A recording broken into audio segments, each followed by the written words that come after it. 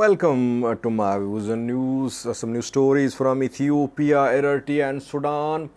Firstly, a Fano commander has released a video message which is a warning for Ethiopian army today.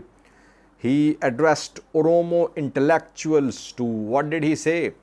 And by the way, these Fano commanders are broadcasting their messages, video messages, audio messages. Are Ethiopian forces helpless that they cannot trace these Fano fighters, or they're helpless that they cannot arrest them because people support these Fano fighters, Fano commanders? Secondly, viewers, the World Food Program has confirmed now when aid supply to Ethiopia will resume. We know that this month World Food Program suspended food delivery to entire Ethiopia. In May, World Food Program USAID suspended delivery of aid to Tigray. World Food Program hopes to restore supplies to Ethiopia, but with some conditions. Which conditions? We'll talk about that. Thirdly, viewers, North Shewa zone of the Amhara region, where Ethiopian military is conducting an operation against Fano fighters, but ethnic tensions are rising too. Both Oromos and Amharas live there. Death of two Oromo locals is being reported in North Shewa zone. Who killed them? Were they killed in some robbery, or it is an incident of ethnic violence? Fourthly, Eritrea, where an athlete has donated $6,000 for Eritrean martyrs' families. Eritrea is commemorating the sacrifices of martyrs these days. 2-day-long programs were held in Eritrea. Lastly, Sudan, viewers. Another assassination in Darfur, where West Darfur governor was assassinated a few days ago. Now, second assassination of another official. And secondly, South Sudan is worried. According to some unconfirmed reports, Rapid Support Forces (RSF) have issued an ultimatum to South Sudan. Why? South Sudan's oil is exported through Sudan. Details for you. Firstly, viewers, a Fano commander has released a video message somewhere from the Amhara region. Long video message. Name of the commander is Yemere Wodajo. He is East Amhara Fano commander. Last year, Mere Wodajo was fighting alongside Ethiopian army against Tigray fighters. But after that, a campaign of disarmament was launched by Ethiopian army against this Fano faction and some other factions too at the start of last year. Then in Kobo, we saw this year that East Amhara Fano fighters and Ethiopian army clashed, several were killed, and then he was seen reconciling with Ethiopian army officials. He was seen sitting at the feet of some Ethiopian army generals, apologizing for the conflict in Kobo. And we heard that he and his comrades were going to be disarmed. Then we saw that Girmashitila was assassinated, and Mere Wodajo and Blatishigao were accused by Ethiopian government, Amhara government, for assassinating Girmashitila. Since then, all Amhara Fano factions have been reorganizing themselves, as Amhara Special Force members have joined them too. Now, Mere Wodajo has released a video message. Long video message, just 3 important points for you. Firstly, Mere Wodajo is addressing Ethiopian military. He says, we don't want to fight you. our fight is against system. Don't come to us. We won't hit you. It's a warning, a veiled threat from Mere Wadajo to Ethiopian military. By the way, these Fano fighters are carrying out attacks on Ethiopian military, but they are not acknowledging. In Shewa, 2 days ago, they ambushed Ethiopian army at the entrance of Shewa city. Several Ethiopian army soldiers were killed in that ambush. But Fano-backed sources are reporting that it was infighting, or that by mistake one unit of Ethiopian army fired at the other unit. There was no involvement of any outsider force. There was no involvement of Fano fighters. But most sources say that it was an ambush. Ethiopian army was ambushed by Fano fighters at the entrance of Shewa city, and several Ethiopian army soldiers were killed and injured in that ambush. But silence, no confirmation from Fano side. They are silent. They are not confirming attacks on Ethiopian army, but they are conducting attacks on Ethiopian army in different parts of the Amhara region. So warning from Mere to Ethiopian military. Secondly, he addressed Oromo intellectuals. He warned them. He warned them against spreading hate. And he said that whether people call Fano terrorists or devils, it does not matter. For the sake of their people, they are ready to fight. They'll fight no matter what they are called by critics. So, as I said earlier, why is that Ethiopian military is unable to trace these Fano commanders? They are issuing video messages, audio messages. We have seen statements from Mere Wadajo Skandar. When he founded APF, he issued an audio message. Shewa Fano spokesperson issued a video message in support of Sikandar. Gondar Fano also speaks. So where is Ethiopian military? Where is INSA? Is Ethiopian security institutions not capable enough to trace these Fano commanders? Well, and some are saying that these Fano commanders are backed by the government. That is why no one is arresting them. By the way, haven't you seen video messages, audio messages from Ola? Ola commander Jilmaro has issued so many video messages. You see videos of the recruitments, trainings. Jal Sani was seen. Then Gamacho Boy, several other top Ola commanders were seen.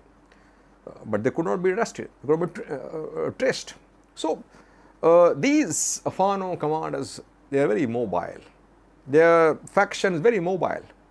They keep on changing their position. And this video is difficult to be geolocated. You see, what was shown in the background? Nothing. You cannot geolocate such videos. So it's difficult, no doubt about that. I don't agree that Ethiopian government is deliberately avoiding the arrest of Fano commanders. I only raised questions about release of Zameen Akasi. I still see his release as result of some deal. Other Fano commanders are being hunted down. They're being chased. But Ethiopian military is unable to arrest them, I think. A clip for you of Mere Wadajo showing how he addressed and how he sent a message to Ethiopian military. Watch the clip. እኛ ጠባችን ስርዓቱ ጋር ነው ስርዓቱ ታግለን አናብረን እናንተ ጋር ወድቀናል ያንን ስለካደን ስርዓቱ ጋራ ቆርጠን ተነስተናል ቆርጠን ስለተነሳን እኛ አንተ ጋር ለመታገል ወራንም የለንም አንታገልህም አትድረስብና አልደረስንብህም ህዝብን ከድቷል የአማራ ህዝብ እየተጨፈጨፈ ነው በየቦታው ያለው ይህን እያደረገ እንዴት አርፈን እንተኛ ኢትዮጵያውያን ወዳዶች ኢትዮጵያን የምትወዱ መከላከያዎች ህወሓት እናንተን በሴራ ስትጠቀምባችሁ እንደነበረው ይሱም ማነኝ ነገ ተጠቅሞ የራሱን ሰራዊት በሚሊዮን ገንብቷል አልገነባም የሚለኝ ካለ 42 ዙር ያሰለጠነው በአንድ ዙር Secondly, viewers, North Shore zone of the Amhara region, where both Oromos and Amharas live, a sensitive zone in terms of the presence of both ethnic groups in large number. In North Shore, we know that Ethiopian military has been trying to contain Fano, an operation against Shewa's Fano underway, not a full-scale operation. Fano fighters are based in forested areas, mountains, locals supporting Fano fighters, some groups within local community. Ethiopian army trying to involve local elders, but so far no success. Ethnic violence is being feared in North Shore. I raised this point several weeks ago when Ethiopian military started operation. I said that Oromos could be in danger in North Shore. Why? Because hardliner Amharas would say that Ethiopian military is backed by Oromos, that local Oromos are providing intelligence to Ethiopian military against Fano fighters. First incident confirming the death of 2 Oromos in North Shore. One death near Shorobit, other one near Marabate. 2 Oromos have been shot dead reportedly. The names are Bashir Nagosil and Cherinot Dalanyi.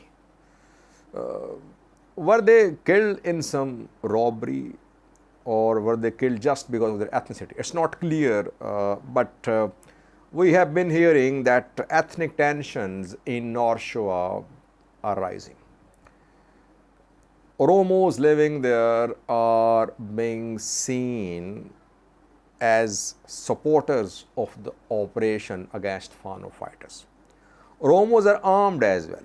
Both are armed. Amharas, especially in rural areas, armed too, farmers. Oromos armed too. Both are trying to protect themselves. But Fano fighters have this suspicion that some groups within Oromo community could be supporting Ethiopian military. That is why still there are fears of such ethnic violence related incidents. Luckily, Ethiopian military is heavily deployed to North Shore. That is why no large scale ethnic violence. But people should be careful while sharing information from North Shore. Operation is by Ethiopian military against Fano fighters. It has no ethnic color. But people start saying that it is Oromia's military. Oromia Prosperity Party military has launched an operation against Fano fighters. That is how hate is spread and ethnic violence follows. Thirdly, viewers, World Food Program could resume supply of food aid to Ethiopia. In May, it suspended food aid supplies to Tigray region. Then this month, both USAID and World Food Program suspended delivery of food aid to entire Ethiopia, saying that food was being stolen, it was being diverted, it was being smuggled from Ethiopia into neighboring countries. USAID, World Food Program, accused Ethiopian federal regional governments, federal military, Tigray fighters, all regions, 7 regional government officials are involved in aid theft. So all food items supplies were suspended. Ethiopian government issued a statement saying that USAID was defaming Ethiopian military and Ethiopian federal and regional governments. Tigray conducted an inquiry saying that Ethiopian federal institutions, Tigray institutions, Eritrean military were involved in wheat theft, in fuel theft, in theft of other materials, and more than 100 suspects were identified by a Tigray inquiry officer. Now, World Food Program says it is going to resume a food aid supply to Ethiopia next month, hopefully. A top World Food Program official yesterday spoke, and the official said that by July, food aid to Ethiopia supply could resume. Before that, World Food Program has one main condition. It wants control over selection of beneficiaries, selection of recipients. Because the lists of recipients made by Ethiopian government officials were inflated. So aid organizations had no control over preparation of those lists. Now, World Food Program, USAID, they want their involvement in the selection of those people who will receive aid. So they want to ensure that aid reaches those who deserve. And that is why some mechanisms are being established reportedly. Talks are underway. 20 million people in Ethiopia, it is said, are dependent on food. It's a big number. Ethiopian government claims to be in a position to export wheat, but it is not in a position to feed all Ethiopians. So Ethiopians will suffer a lot if this food aid suspension continues. Food aid delivery must restore to save the lives of millions of Ethiopian people. But having said that, yes, there must be some transparent mechanisms put in place to ensure that aid reaches the people who are in need of it, not in the pockets of those who are smuggling, selling food aid. Fourthly, viewers, Eritrea is celebrating, Eritrea is commemorating the sacrifices of its martyrs, martyrs who fought before independence, martyrs who fought after independence in different wars. Ceremonies are being organized in Eritrea, outside Eritrea. Martyrs' sacrifices are being commemorated, their families are being invited and supported. An Eritrean athlete who won a marathon a few days ago in Amhara has donated thousands of dollars for the families of Eritrean martyrs. Nahome Ermias is the name of the athlete. A few days ago in Amhara, a marathon was held which was attended. Athletes from Ethiopia, Uganda, I think Kenya too, they contested in that marathon. But Eritrean athlete won that marathon. His name is Nahome Ermias. He won $6,000 prize money. He has donated the prize money for the families of Eritrean martyrs. At a ceremony held in Amhara, he announced the donation. People welcomed him. Eritrean martyrs' families welcomed this announcement by Nahome Ermias. Yes, what Nahome Ermias did is commendable. That is what a true champion is. The true champions rule because people love them. That gives them the courage, the strength to go on, to do something for their people, for their country. Hats off to Nahome Ermias. Yes, Eritrean government can support him. If he has donated entire prize money to Eritrean martyrs' families, Eritrean government can support him. A clip for you showing Nahome Ermias with Eritrean martyrs' families. I think it's from Amhara.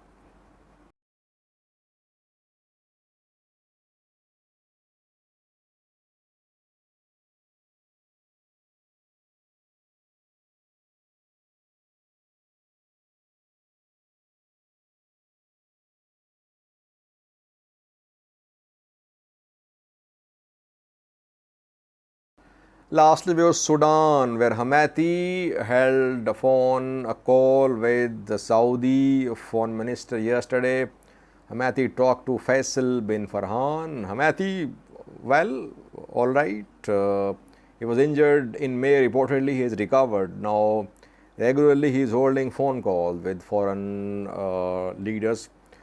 Saudi Arabia is a key player. Saudi Arabia, US both have proven that they are key players in Sudan to resolve the conflict. IGAD trying to be relevant, so far irrelevant. Let's see, can IGAD be relevant? But RSF trust Saudi Arabia and US more than African countries. Secondly, West Darfur, another assassination there. In Darfur, West Darfur governor was assassinated a few days ago. Khamis Abu Bakr was assassinated. He was arrested by Rapid Support Force members and he was found dead. RSF denied involvement in his assassination, but locals say he was assassinated by RSF fighters. Now, another assassination in Al Janina, West Darfur, where Humanitarian Aid Commission chairman has been shot dead. His name is Al Sadiq Muhammad Ahmed. His residence in Al Janina was stormed by armed men and he has been found dead after that. RSF denies involvement in all these assassinations, but we know that RSF is in a very strong position in Darfur, West Darfur, etc. And most of the lootings, assassinations are being committed by RSF fighters. Though other militias are operating as well in Darfur. In a video, we'll try to share with you complete detail of which other militias are operating in other parts of Sudan, apart from RSF and Sudanese military. Lastly, viewers, South Sudan is worried. Reportedly, Rapid Support Forces have issued 3-day ultimatum to South Sudan's government. Why? South Sudan is a landlocked country. It uses Sudan's Port Sudan for its oil exports. South Sudan produces oil. The oil flows through Sudan to be exported from Sudan's Port Sudan. So, oil infrastructure is safe between South Sudan and Sudan, oil pipelines, but reportedly Rapid Support Forces have warned South Sudan's government. RSF wants share from oil revenue, reportedly, though not confirmed by South Sudan's government. RSF says that if South Sudan's government did not give share from oil revenue to RSF, supplies of oil from South Sudan to Port Sudan would be disrupted. So far, supply is continuing, though South Sudan is eyeing other opportunities as well. It is in talks with Kenya and Djibouti. It wants to use their ports too, but obviously you cannot build infrastructure between South Sudan and Kenyan port in a day, or in a week, or even in a month. So, oil infrastructure is already built between South Sudan and Port Sudan. So, that is why it's difficult for South Sudan to transport oil through other ports, especially through oil pipelines. RSF is trying to exploit South Sudan. Let's see what happens. So far, South Sudan has not officially confirmed that it was threatened by Rapid Support Forces, but several sources say RSF want share from oil revenue of South Sudan. Thank you for watching.